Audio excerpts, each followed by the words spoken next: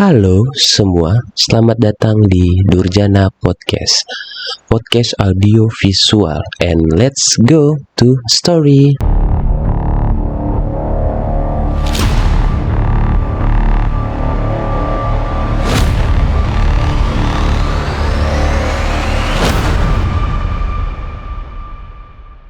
Halo kawan-kawan, balik lagi bersama gue Mr. B di channel audio visual yaitu Durjana Podcast. Buat teman-teman, terima kasih yang sudah mendengarkan episode-episode sebelumnya. Terima kasih juga yang udah nge-share. Buat teman-teman, atau kawan-kawan jangan lupa di subscribe, like, komen, dan share, supaya bakalan ada episode-episode menarik lainnya itu.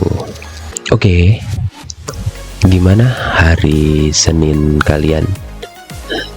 Semoga kalian tetap masih semangat. Masih ada 4 hari lagi kok yang bakal berulang-ulang lagi siklusnya. 5 hari kerja, Sabtu Minggu lu bisa main bersama teman, sahabat, dan kumpul keluarga. Balik lagi ke Senin seperti itu, dan terus menerusnya.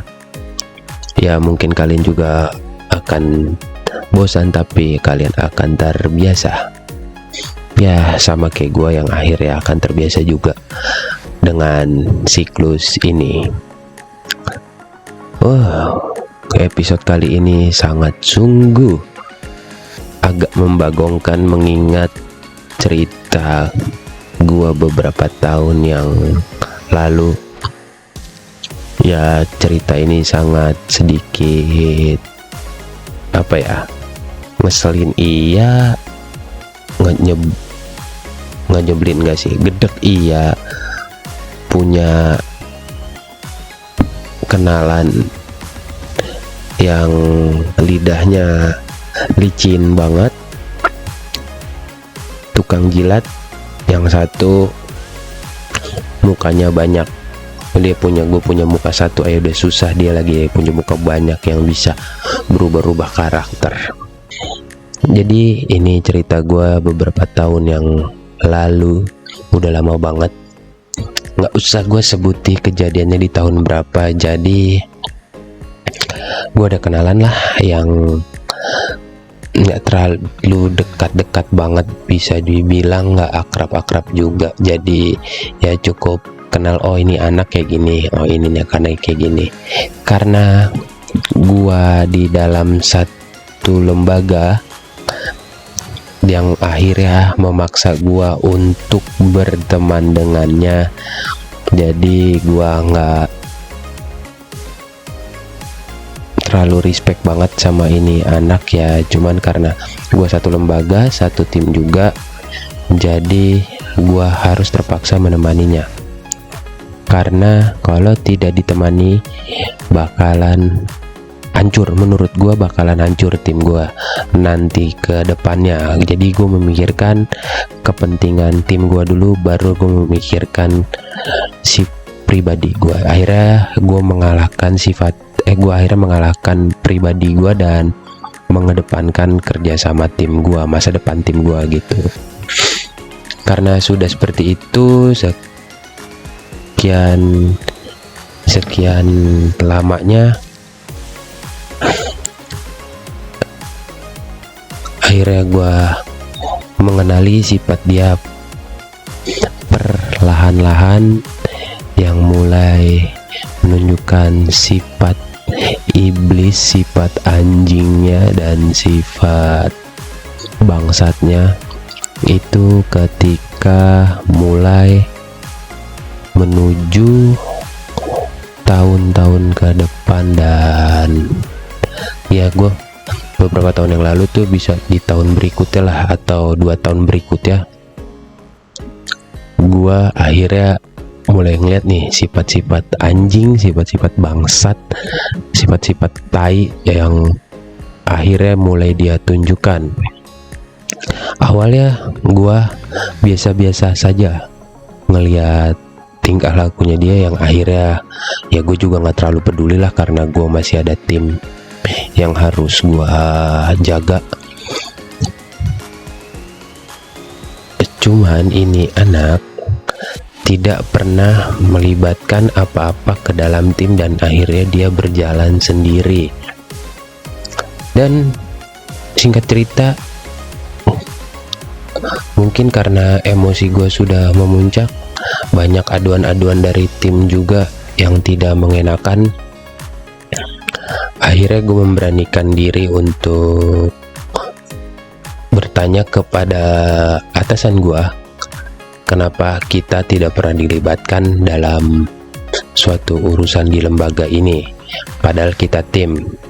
Gue tanya begitu sama bapaknya.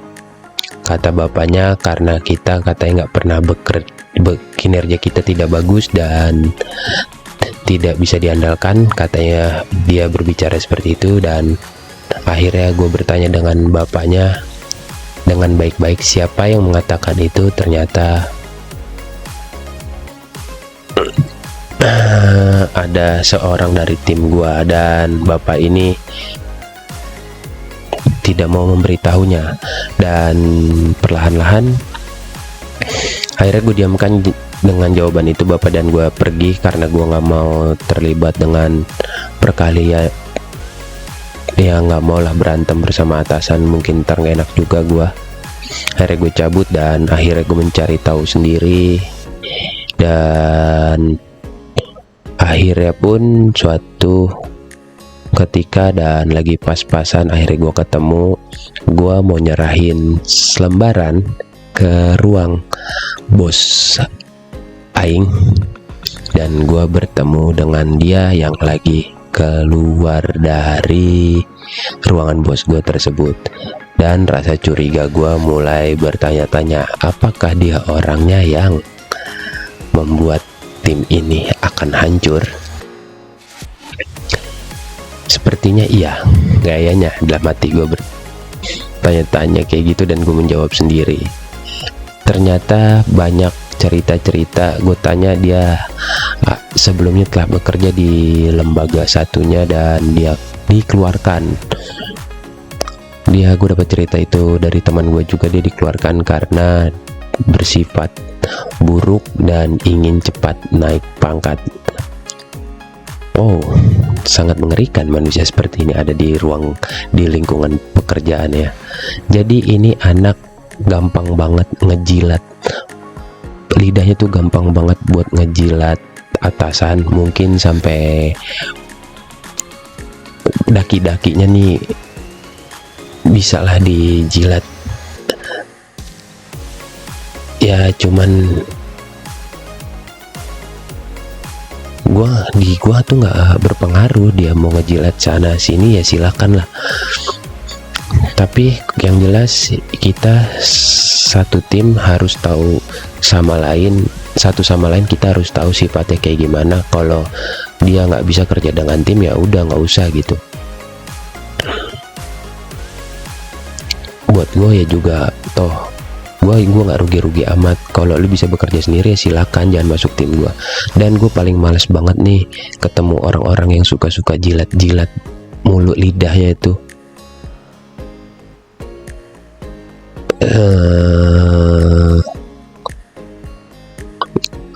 Kenapa sih demen banget? Lu buat apa jabatan?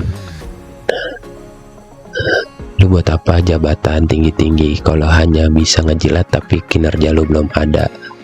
Dan yang kedua, gue paling males orang yang bermuka dua di ruang lingkup kerjaan. Dia ngomong ke kita A, terus dia ngomong ke atasan B. Ya contohnya kayak ngejelek-jelekin. Ya mungkin adalah di lingkungan pekerjaan yang kalian rasakan. Kalian suka kayak gimana orang-orang yang bermuka dua? Kadang ngomong di lu begini, oh kamu gini, ntar dia pas ngomong sama atasan lu pasti ini gini, tai, bangsat.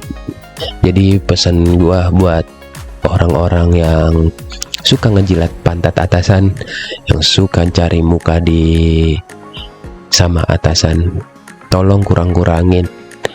Orang kalian tuh nggak bakal lama ada di ruang lingkup pekerjaan. Mungkin kalian naik jabatan tapi teman hilang. kalian lebih rela naik jabatan daripada kehilangan teman kalian yang mungkin sudah bertahun-tahun bersama kalian. Jadi tolong, biar kalau ada di lingkupan ruang pekerjaan kalian, tolong lebih baik jauhin atau say hey saja, nggak usah terlalu kenal dekat-dekat amat. Orang kayak gini bisa ngelakuin caranya dan bisa ngelakuin apapun dengan caranya sampai bisa menginjak-injak harga diri kalian. Jadi pesan gua, jauhin. Sampai di sini episode kali ini, sampai jumpa di episode berikutnya. Gua Mr. B. Jangan lupa di subscribe, like, komen, dan share. Sampai jumpa di episode berikutnya. Bye bye.